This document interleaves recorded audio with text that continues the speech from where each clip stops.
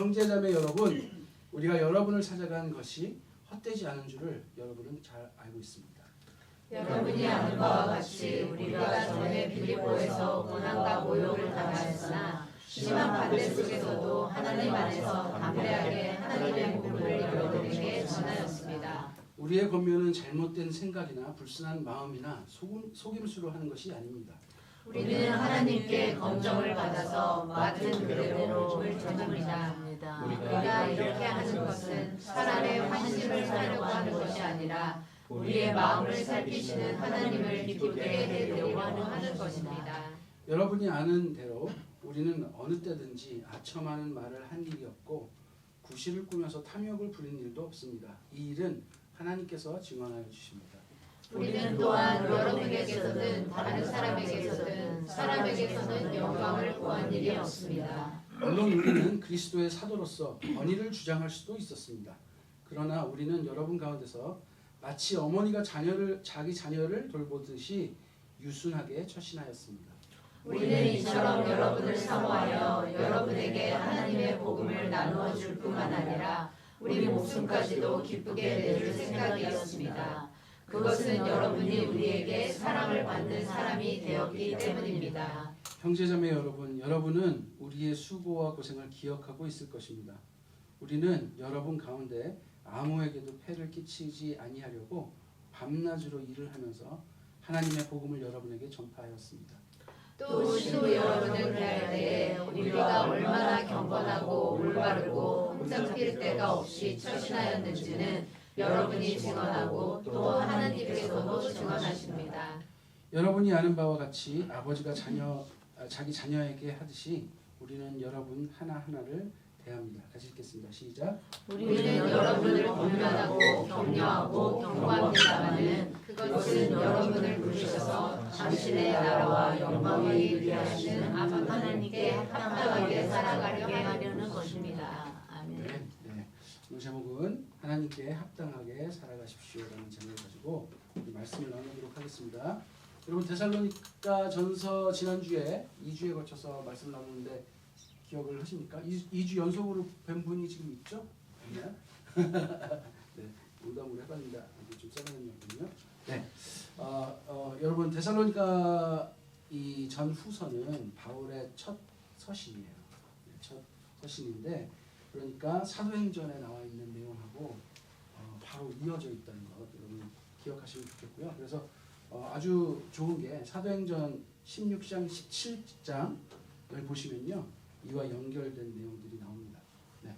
오늘은 이렇게 얘가 이제 이러고 안 얘기했는데도 막 내가 이렇게 설교한다고 자기가 이렇게 막 적은 거예요. 이거 보여줄 생각은 없었는데 그래서 그냥 지가 했으니까 노력을 했으니까 보여드립니다. 네. 저를 따라서 한번 기도해 주시면 감사하겠습니다. 하나님 말씀하십시오. 제가 듣겠습니다. 하나님 말씀하십시오. 제가 듣겠습니다. 예수님 가신 대로 제가 따르겠습니다. 예수님 가신 대로 제가 따르겠습니다. 성령님 저희와 늘 함께하여 주십시오. 성령님 저희와 늘 함께하여 주십시오. 아멘. 간절한 마음으로 보도록 하겠습니다. 네, 우리가 여러분 지난주 내용을 기억하실 거고요. 이 데살로니가 오기 전에 바울이 어디를 전도했었나요? 16장에 기억하십니까? 네, 우리 2절에도 나오는데 빌립보. 네. 1, 2절에 보면요. 바울이 여러분 우리 그 데살로니가 성도들을 찾아간 것이 헛되지 않은 줄을 우리가 알고 있다. 이 말은 무엇입니까? 예수 그리스도의 복음을 전한 것이 잘 뿌리가 내리고 있다라는 말을 지금 하고 있는 것이죠. 그래서 본인들의 사역이 하나님께서 하나도 땅에 떨어뜨리지 않으셨다라는 말을 하고 있는 거고요. 2절에 보면 우리가 이 바울 일행이 데살로니가 들어가기 전에 빌립보에서 고난을 받았던 것들을 왜냐하면 먼 지역이 아니기 때문에 이 데살로니가 성도들도 잘 알고 있다는 것을 말합니다. 여러분 어떤 일이 있었는지 잠깐 리마인드를 드리면 사도행전 16장에 보면요. 그 귀신 들린 여종 기억하세요 혹시? 주인이 여러 명이었는데 이 주인 여러 명이 귀신 들린 여종을 가지고 가죠. 데리고 뭘 하고 있었나요? 점을 치게 해서 큰 돈을 벌고 있었어요. 이 귀신 들린 여종이 점을 이렇게 이제 귀신의 힘을 얻어서 이렇게 점을 쳤거든요. 근데 이제 그 바울이 그 귀신을 쫓아냈어요. 이제 어떻게 됐나요? 정상으로 돌아왔으니까 돈을 못 벌겠죠. 이 사람들이 화가 난 거예요. 그래서 화가 나서 바울을 고소를 했는데 어떻게 고소를 했냐면 21절에 이 사람들은 로마 시민인 우리로서는 받아들일 수도 없고 실천할 수도 없는 아주 부당한 풍속들을 선전하고 있습니다 하면서 이 바울이 전하는 복음에 대해서 아주 나쁜 것처럼 이야기를 해서 고소를 한 거예요. 그리고 그래서 사람들이 이 바울 일행을 공격하는데 합세해가지고 막 때리니까 치안관들이 왔는데 바울과 신라의 옷을 찢겨 벗기고 그들을 매로 치라고 명해서 엄청 때린 다음에 감옥에 가뒀어요. 그 다음에 이제 뭐 감옥문이 열리고 그런 기적들이 일어나는데 그 고난을 받았어요.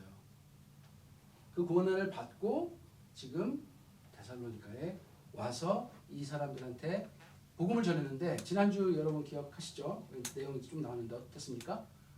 많은 사람들이 예수를 믿고 돌아오니까 유대인들이 시기해서 질투했죠. 그래서 불량배를 고용해서 이 바울 일행을 잡아갖고 어떻게 하려고 막 찾으러 다녔습니다. 네. 그래서 거기에 예수 믿는 사람들 집에 막 급습했는데 이미 잘 도망갔고 이 사람들도 잡혀갔다가 보석금을 내고 이제 풀려났죠. 그래서 이 지역에서 이 예수 믿는 사람들한테 굉장한 핍박들이 계속 이루어지고 있는 상태였어요. 그러니까 바울이 걱정되잖아요. 자기만 빠져나왔으니까 자기 일행만. 그래서 그 소식을 지금 편지로 서로 나누고 있는 상황인 겁니다. 네.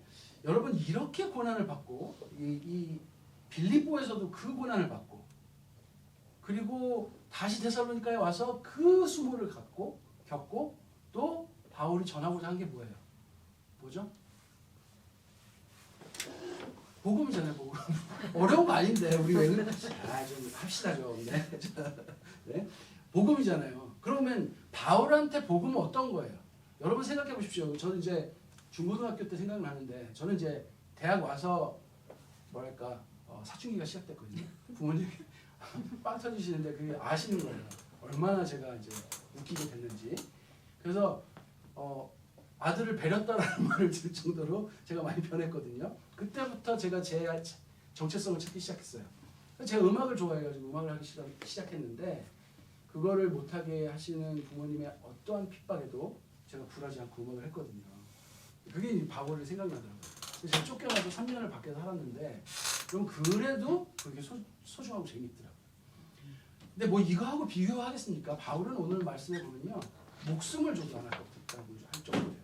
우리가 사도행전 읽을 때도 어땠습니까? 로마 가면 바울 막 핍박받고 감옥에 갇히고 결국 죽게 된다고 알려주셨는데도 하나님 마음 내가 알기 때문에 난 간다 그러고 가잖아요. 그죠? 예루살렘으로. 네, 그 정도예요. 바울에게 복음은. 그러니까 바울에게 복음은 자기 생명도 하나도 안 아까운 가장 소중한 보물입니다. 네, 그것을 알 수 있는 거예요. 지금 그 얘기를 하고 있는 거예요. 내가 너희들한테 전해준 게 그렇게 소중한 거야 라는 걸 말하고 있는 거예요. 자, 3절부터 5절까지를 보겠습니다. 이 겉면, 그러니까 바울이 지금 전한 복음, 이 예수 그리스도의 이 복음이 잘못된 생각이나 불쌍한 마음으로 속임수로 하는 것이 아닙니다. 갑자기 이 얘기를 해요. 변명하는 것 같지 않으세요? 갑자기 왜 그러지? 이해가 안 되세요? 왜냐면 지금 그 믿음의 성도들한테 편지를 쓰는 건데 바울이 거기서 막 전하다가 갑자기 도망쳤잖아요. 근데 거기에 있는 성도들은 계속 핍박을 받고 있잖아요. 자기만 빠져나왔잖아요. 그 사람들이 이제 바울이 없으니까 얼마나 바울 욕을 하겠어요. 그러니까 예수 믿는 사람들한테 야, 너 뭐 이상한 그거 이상한 종교야. 아직 뭐 정식으로 인가도 안 받은 사입이래. 뭐. 쟤네 바울이 말했던 것이 뭐 진짜 아닐지도 몰라. 뭐 여러 가지 이야기들이 있었을 거 아니에요. 사기꾼 취급하기도 했을 거고요. 아주 모함도 많이 했을 거란 말이죠. 그래서 이 사람들에게 내가 그런 것으로 한 게 아니다라는 말을 지금 변명을 하고 있는 거죠. 변론을 하고 있는 거죠. 그런데 이제 4절에 보십시오. 자기를 변론하는 게 아니라 뭐라 그러냐면 우리는 하나님께 검정을 받아서 검정을 받았다고 말해요. 검정을 받았다. 이게 진짜 중요한 부분이에요. 기억하세요. 검사를 받은 거예요. 이 하나님께서 마음에 합하신지 다 검사를 받아서 맡은 그대로 복음을 전했대요. 그러니까 나는 나의 복음 전하는 정당성이 하나님이 시켜서 한 거야라고 그런 걸 말하는 게 아니라 뭘 지금 변론해요? 내가 전한 복음 그거 정말 제대로 된 거야. 내 행동이 뭐 어쨌다 뭐 이런 걸 얘기하는 게 아니에요. 지금도 바울의 초점은 어디에 있어요? 자기가 전해준 그 보물 같은 복음이 있어요. 그것이 오염되지 않았다는 것을 강조하고 있는 거예요. 그래서 우리는 이렇게 하는 것을 사람의 환심을 사려는 것도 아니고 우리 마음을 살피시는 하나님을 기쁘게 해드리려고 한 거예요. 나의 관심은 오직 하나님께 있어. 여러분이 아는 대로 우리는 어느 때든지 아첨하는 말을 한 적이 없고 구실을 꾸며서 탐욕을 부린 적도 없습니다.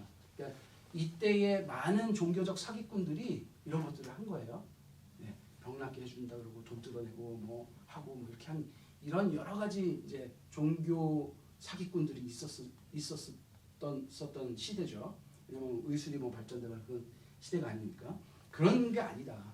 이 복음은 정말 순수하고 오로지 하나님을 기쁘게 해드리려고 한 거다. 그 너희들도 알지 않느냐라고 지금 말을 하고 있는 거죠. 이 당시 바울이 회당에서 예수가 메시아임을 전했는데 경건한 그리스도인들, 그다음 적지 않은 비구인들이 복을 받아들였다고 사도행전 17장은 기록하고 있죠. 시기를 느낀 유대인들이 불량배 동원해서 바울을 죽이려고 했어요. 잡아넣으려고 했어요. 그러니까 이 바울이 갑자기 떠났으니까 여러 가지 소문이 돈 거죠. 여러분 당시 이 지역은 굉장히 잘 사는 지역이에요. 이 상업 지역이고 배가 왔다 갔다 하는 지역이기 때문에 거대한 상업 도시였기 때문에 그리스 문화가 굉장히 발달했고 그 철학들이 많이 들어왔겠죠. 근데 말솜씨로 현혹해서 돈을 버는 유랑하는 철학자들, 그다음에 궤변론자들, 그다음에 종교 사기꾼들이 판을 쳤었어요. 그런 배경이 있기 때문에 그런 거 아니다. 이 복음은 참되다라는 말을 지금 하고 있는 거예요. 그래서 바울은 이 변론을 자세히 보면요, 자신의 명예를 지키거나 자신의 정당성을 주장하려는 게 아니에요. 오로지 내가 전한 이 복음, 예수 그리스도에 대한 이야기는 정말 순수한 거야. 정말 하나님께서 주신 거야. 라는 말을 하고 있는 거야. 이 복음을 훼손되지 않게 하려는 노력을 지금 하고 있는 겁니다. 자, 그 다음을 보겠습니다. 6절부터 8절까지 보면요, 이제 복음을 전하는 바울의 자신의 태도에 대해서 말을 하는데요. 어떤 사람에게도 영광을 구한 일이 없다. 그러면서 나 사실 사도인데 내가 이 정도 권위가 있는데도 불구하고 이 권위를 너희들한테 인정해달라고 요구한 적이 없잖아. 나는 오히려 어머니와 같은, 자녀를 키우는 어머니와 같은 마음으로 아주 유순하게 너희들에게 복음을 전하고 따르지 못해도 기다리고 참고 좋은 말로 참고 유순하게 했다라는 것을 지금 말하고 있어요. 그렇게 처신하고 했다고. 그리고 그렇게 여러분을 사모했다라는 말을 하고 있습니다. 그래서 하나님의 복음을 그래서 나눠줬을 뿐만 아니라 나는 목숨까지 여러분을 위해서 내줘도 아깝지가 않아요. 이 말을 하고 있습니다. 왜냐하면 여러분이 우리에게 사랑받는 자, 그러니까 내가 여러분들을 너무 사랑하게 되었기 때문에 그렇습니다. 라고 말하고 있어요. 자, 이것도 여러분 기억하십시오. 사랑했다는 거. 네. 자, 이제 사랑하니까 말합니다. 9절부터 12절을 보면요, 네, 형제자매 여러분 하면서 여러분들이 우리의 수고를, 고생을 기억하고 있을 건데 우리는 그 수고에도 불구하고 여러분에게 폐를 끼치지 않으려고 밤낮으로 쉬지 않고 일을 하고 복음을 전했다 그래요. 여러분 바울의 직업이 뭐였습니까? 네? 네, 텐트 메이커였죠. 그러니까 그냥 천으로 만드는 게 아니라 가파치였어요. 가죽을 가지고 텐트를 만드는 사람이었죠. 네. 그걸 밤낮으로 일해서 여러분들한테 손 하나도 안 벌리고 내 먹을 것부터 복음을 전할 경비까지 내가 다 돼서 나머지 시간 다 복음을 전했다. 복음 어떻게 전하는지 우리가 사도행전에서 맨날 보죠. 주일이면 회당 가죠. 자기 일할 때면은 그 아고라 광장에서 전하죠. 직장에서 전하죠. 만나는 사람마다 전하죠. 일만 바뀌었지, 그리고 장소만 바뀌었지, 바울이 하는 건 눈 뜨고 있을 때 하는 모든 행동은 예수 그리스도에 관한 거예요. 네. 그게 이 사람한테는 보물이니까, 가장 소중한 거니까. 그렇게 했다는 것을 말하고요. 그 다음에 뭐까지 말하냐면 우리가 얼마나 경건하고 올바르고 흠잡힐 데가 없이 처신하였는지 여러분도 알고 하나님도 아십니다. 여러분 이런 말에 어울리는 사람 떠올리는 사람 있으세요? 저 빼고요. 네. 웃으시니까 안심입니다. 진짜로 그러실까봐. 네. 저 그럴 리가 없잖아요. 별로 없어요. 이렇게 흠잡을 데가 없는 사람이 어디 있습니까? 바울은 어떻게 그걸 할 수 있었을까요? 이게 인간이 할 수 있는 말일까요? 여러분, 거룩하고 흠이 없게 하시는 것은 하나님이 하시는 일인데, 여러분, 그러면 이거에서 우리가 알 수 있는 거는 바울이 이렇게까지 행동할 수 있었던 이유, 바울의 의가 아니라는 거예요. 이 사랑을 하나님께서 주셨기 때문에 바울이 이 정도까지 할 수 있다고 자신의 입으로 말할 수 있는 거죠. 아마 다 동의했을 것 같아요. 이 성도들이. 맞아, 바울은 한 번도 이 흠잡을 데가 없을 정도로 올바르게 경건하게 처신했어 라고 동의할 거예요. 자, 그 다음에 11절에 여러분이 아는 바와 같이, 아까는 어머니였는데 아버지가 자기 자녀에게 하듯이 우리는 여러분 하나님을 대했는데 어떻게 하냐면 권면하고 격려하고 경고도 했대요. 네. 아버지 어머니의 모든 사랑의 장점, 우리 자녀가 훌륭하고 올바르게 크게 하고 싶어하는 그 모든 장점을 사랑이라는 것에 담아서 다 쏟아부었다는 얘기를 하고 있는 거예요. 그러면서 무엇을 얘기해요? 그것은 여러분을 부르셔서 당신의 나라와 영광에 이르게 하시는 하나님, 당신의 나라와 영광에 이르게 하시는 분, 부르시는 분이 누구예요? 하나님. 하나님이 주체예요. 하나님이 그렇게 하시는데 그 하나님께 우리가 합당하게 살아가게 하려는 거예요. 이렇게 하는 거예요. 이게 바울의 복음 전도의 목적이에요. 여러분, 어떻게 해야 합당하게 살아가는 거예요? 하나님 앞에 어떻게 해야 합당하게 살아가는 거예요? 네, 그걸 이제 제가 말하려고 하는 거잖아요. 그렇죠? 네, 제가 말하려고 하는 게 그거예요. 우리가 어디서 힌트를 얻을 수 있냐면 바울이 선생을 한 거예요. 먼저 걸어간 사람이 된 거예요. 지금 바울이 한 말에 하나님 앞에 어떻게 합당하게 살아가는지가 다 들어있어요. 네, 그걸 한번 보도록 하겠습니다. 여러분, 바울의 모습에서 자, 우리가 다시 느낄 수 있는 게 모진 고난이 닥쳐도 사기꾼이나 종교 사기꾼이라는 오해를 받아도, 저는 여러분 이거 그냥 바울이니까 이게 옛날 얘기니까 이렇게 들으시겠지만 제가 지금 말씀을 전하잖아요. 근데 만약에 저의 원수가 갑자기 나오면 제가 말씀 좀 할 수 있을까? 저를 잘 못할 것 같아요. 근데 바울은요, 자기를 때려 죽이려고 앉아있는 사람 앞에서도 해요. 사기꾼 소리를 들어도, 그리고 지금 말하면 지금 반 죽도록 때릴 사람 앞에서도 하는 거예요. 그 모진 고난이 닥쳐도 왜 해요? 하나님께서 기뻐하시는 일이기에 복음을 전하는 거예요. 그러니까 하나님이 바울에게는 가장 큰 매로라는 거예요. 그 다음에 복음이 조금이라도 자신의 행동에 가려지지 않도록 바울이 정말 조심해요. 왜냐하면 자기가 복음을 전해야 되거든요. 그러니까 이 복음을 올바로 살아내려고 발버둥을 치죠. 경건하고 올바르고 흠잡힐 데 없이 처신하고 사랑으로 오래 참고 기다리며 권면하고 경고하며 이끕니다. 그리고 부모의 심정으로 그렇게 하면서 성도들이 하나님 앞에 합당하게 살아가게 하려고 별 발버둥을 다 치는 거예요. 자, 여기서 바울의 행동에서 우리는 두 가지 힌트를 얻는데요. 제가 아까 이거 기억하세요 두 가지 말씀드렸어요. 그죠? 첫 번째는 뭐냐면 검정을 받았다는 거예요. 검정을. 뭘 검정을 받았냐면 복음까지 검정받았어요. 마치 이런 거예요. 어려운 사람이 있어요? 도와줘야 돼요. 우리 이거 당연히 하나님께서 기뻐하실 거라고 생각하고 하죠. 그것마저도 검정받았다는 뜻이에요. 이게 무슨 말일까요? 착한 일인데 뭘 검정까지 받아? 그죠? 이상하지 않아요? 그것마저도 검정받았다는 거예요. 그럼 뭘 말하냐면 자신이 완전히 타락한 죄인임을 하나님 앞에 인정하고 있는 거예요. 모든 어떤 생각이든 내가 생각하는 선도 하나님께서 악이라고 말씀하신다면 하나님이 옳으시다는 생각을 갖고 있는 거예요. 그 겸손함으로 하나님께 다시 여쭈는 거예요.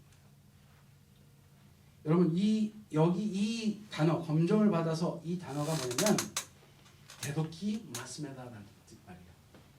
제가 도끼라는 말을 지금 강조했어요. 뭐 생각나세요? 네? 도끼마죠. 오, 역시 사모님. 제가 재밌게 설명했잖아요, 여러분. 빵빵 터지셨잖아요. 누가 재미없었구나. 네. 누가 도끼를 가져왔어요. 누가 봐도 도끼예요? 네, 여기 도끼 여기 있어. 일본 사람이 도끼 맞죠? 이렇게 물어본 거예요. 다시 한번 검증하는 거죠. 묻잖아요. 네. 그렇게 체크하는 거죠. 이게 뭐냐면 분별하는 거예요. 분별. 그 분별의 기준이 뭐예요? 하나님이에요. 계속해서 하나님께서 하나님 이거 맞아요? 하나님이 원하는 뜻 맞아요? 하나님 기뻐하시는 뜻 맞아요? 하나님의 선하신 뜻 맞아요? 를 하는 거예요. 뭐 맞아? 복음 맞아. 뭐 맞아? 선행 맞아. 이 세상의 모든 도덕과 선 그것도 다 하나님께 검증받는 거예요. 왜? 내가 타락했으니까. 하나님 없이 선하다는 판단 모든 것 자체가 우리는 잘못될 수 있기 때문에 그 겸손함으로 왕이신 이 세상을 창조하시고 모든 질서를 만드신 하나님께 겸손함으로 검증받는 거예요. 여러분 이 제가 도끼마소 설명이 어디서 나왔어요? 로마서 12장 1절 2절에 나왔죠. 2절. 네. 연출님이 기억하시는 것 같아요. 네. 제가 읽겠습니다. 형제자매 여러분, 그러므로 나는 하나님의 자비하심을 힘입어 여러분에게 권합니다. 여러분의 몸을 하나님께서 기뻐하실 거룩한 산제물로 드리십시오. 이것이 여러분이 드릴 합당한 예배입니다. 이 합당한 예배 그리고 설명이 뭐예요? 여러분 이 시대의 풍조를 본받지 말고 이게 뭔 말이에요? 이 시대에서 말하는 선, 이 시대에서 말하는 뭐 좋은 일, 착한 일, 훌륭한 일 그것도 다 이 시대 풍조예요. 왜? 타락했으니까. 맞을 수도 있어요. 맞을 수도 있어요. 근데 하나님께서 맞다고 하시면 맞는 거예요. 그래서 이 시대의 이 풍조를 본받는 게 아니라 완전히 마음을 새롭게 함으로 변화를 받아서 우리는 하나님께 이걸 다 가지고 가는 거예요. 그래서 뭘 해요? 하나님의 선하시고 기뻐하시고 완전한 뜻이 무엇인지 분별하는 거예요. 이게 뭐라고요? 합당한 예배. 우리가 선행을 하는 것, 뭔가를 행동을 해서 완료하는 것, 그게 목적이 아니에요. 그게 아니라 우리가 드릴 예배는 뭐냐면 겸손함으로 당신이 맞습니다. 그래서 이 행동이 맞습니까? 이거 하는 게 매 순간 이거 하는 게 예배란 말이에요. 우리가 드려야 할 예배라는 거예요. 바울은 이걸 했다는 거예요. 이거. 뭐마저도 복음마저도. 여러분 제가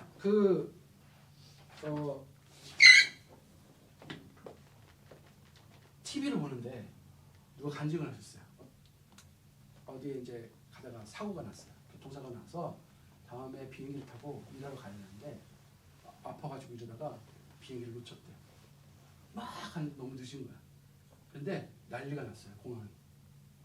알고 보니까 자기가 타려던 그 비행기가 추락해서 사람들이 죽은 거예요. 그래서 하나님께서 교통사고를 통해서 나를 살리셨다 라고 고백했어요. 맞아요? 맞는 말이에요? 저 맞다 틀렸다 말하는 게 아니에요. 한번 생각해 보세요. 어떤 사람이 면접을 앞에 두고 있어요. 막 기도해요.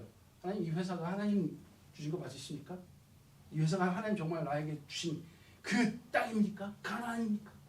라고 기도하다가 아침에 노아의 방주 끝나고 다시는 물로 심판을 하시지 않으리 하고 무지개 본문 큐티 딱 하고 나가는데 무지개 빡 뜬 거예요.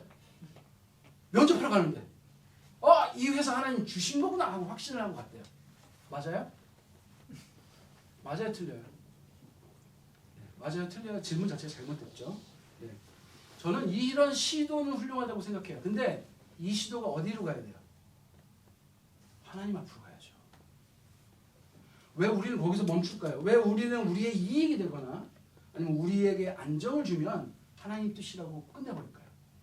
왜 하나님을 살아계신 하나님께 가서 직접 묻지 않고 왜 우리는 하나님이 옛날에 돌아가시고 우리에게 유언하신 할머니의 말씀처럼 쉬운 걸까요? 그저 내가 기억하는 걸 떠올려서 하나님 좋은 분, 나를 사랑하시는 분, 그것으로 모든 걸 판단할까요? 문화적으로 종교적으로 선하다고 해서 하나님께 확인받기 전에 판단하지 마십시오. 여러분, 마귀도 여러분 앞에 여러분 인생에 가장 선한 사람으로 나타날 수 있어요.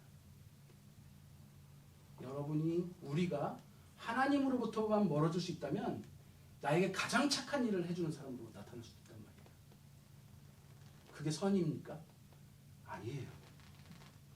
우리는 그걸 판단할 능력이 없다는 것을 아는 게 하나님 앞으로 이 문제를 가져가 도끼마저 할 수 있는, 하나님 이거 도끼마저 할 수 있는 그런 사람이 될 수 있다는 거예요.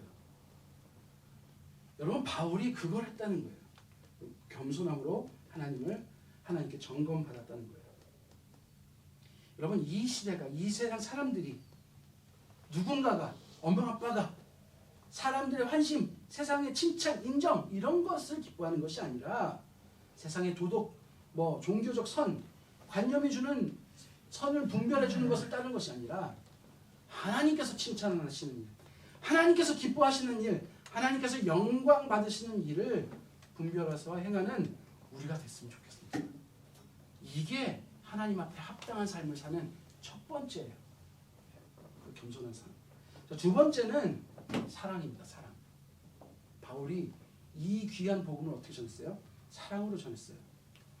어떤 사람은 그렇게 말해요. 우리도 이제 아내하고 저하고 말하는데, 우리는 사랑이 너무 없어. 근데 우리 스스로 인정해. 난 여기까지밖에 못해. 라고 말해요. 여기까지 훌륭해요. 겸손해요. 그런데 하나님께서 하시겠다는 걸 인정 못할 때가 너무 많아요. 그럼 내가 하기 싫거든. 사랑 못하는 사람으로 인정하는 게 오히려 나아. 나 좀 나쁜 사람 될게요. 그건 좋아. 그런데 하나님께서 나를 변화시켜주셔서 사랑하게끔 하시는 것까지는 가기 싫은 거예요. 그런데 오늘 말씀에 여러분 12절에 뭐라고 나와요?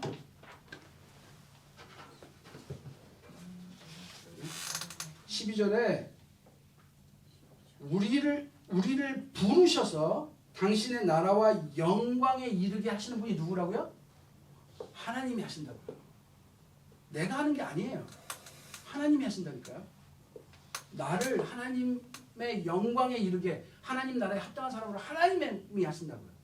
우리는 뭘 해야 되냐면 그에 합당하게 걸맞게 우리가 할 수 있는 일을 하는 거예요. 첫 번째가 그게 겸손한 거고, 두 번째는 사랑 못해. 좋아요. 그럼 뭐예요? 당신의 뜻에 맞는 사람이 되도록 주님 저를 이끌어 주십시오라고 겸손하게 구하는 거예요. 하나님의 뜻이 나에게 이루어지게 해달라고 구하는 거예요. 바울이 사랑이 많은 사람이었습니까? 바울 아니에요. 바울 성격 더러운 사람이에요. 성경에도 싸운 얘기 되게 많이 나와요. 근데 이 사람이 어떻게 이렇게 사랑하냐고요. 하나님이 먼저 그를 사랑하셨기 때문에 그 감격으로 하는 거예요. 하나님께서 주신 사랑이 나에게 넘쳐서 하는 거예요. 여러분, 하나님이 무엇을 기뻐하시는지 알고 하나님이 기뻐하시는 것이 내 삶의 가장 큰 기쁨이 된 사람이잖아요. 지금 바울이. 곧 하나님께서 사랑하는 것이, 사랑하시고 좋아하시는 것이 이 사람한테 벌써 가장 큰 기쁨이 된 사람이에요. 하나님이 이 세상을 사랑해서, 자기를 사랑해서 예수 그리스도를 내어주시고 믿는 자마다 멸망치 않게 하시고 영생을 얻게 하신 그 사랑을 경험한 사람이에요. 그러면 나에게 뿐만 아니라 저 사람에게도 그 사랑을 하시는 하나님의 마음을 공감하는 거예요. 그래서 세상을 향한 그 하나님의 마음이, 아들을 내어주신 그 마음이 바울에게 좀 있게 되는 거예요. 예수님께서 주신 제1계명이 뭡니까? 하나님을 내 몸과 마음과 뜻과 정성을 다해서 사랑하라. 그리고 내 이웃을 내 몸과 같이 사랑하라. 하나님을 사랑하면 그 사랑을 받은 사람은요, 하나님이 사랑하는 그 사람들을 사랑할 수밖에 없게 되는 거예요. 이게 하나님 뜻임을 알았어요? 도끼마저 해서 알았어요? 어떻게 됩니까? 하나님 그 마음 저에게 주십시오. 나는 하기 싫은데도 하나님이 주시다면 기쁨으로 하겠습니다. 하는 거예요. 여러분, 우리는 엄마도 사실, 여러분 그거 아십니까? 모성애가 본능이 아니래요. 아니래요. 의사들이 말해요. 본능이 아니래요. 사랑하기로 결심하고 작정하고 길러내는 거예요. 참고 견디고 미울 때도 있어요. 근데 사랑하기로 결심하는 거예요. 이쁠 때도 있죠. 감정이 사랑이 전부입니까? 요즘 사람들은 그게 전부인 줄 알고 사랑하게 되면 다 될 줄 알고 그 마법을 나에게 달라고 자꾸 그래요. 아니에요. 의지도 있고 이성도 있는 거예요. 사랑의 감정이 떨어지면 의지로 끌고 가는 거예요. 사랑의 의지가 떨어지면 감정으로 끌고 가는 거예요. 이성으로 설득하는 거예요. 이렇게 해야지. 그게 사랑이지. 그러면 어머니 같이 바울은 끝까지 참고 견디며 유순한 모습으로 복음을 전했어요.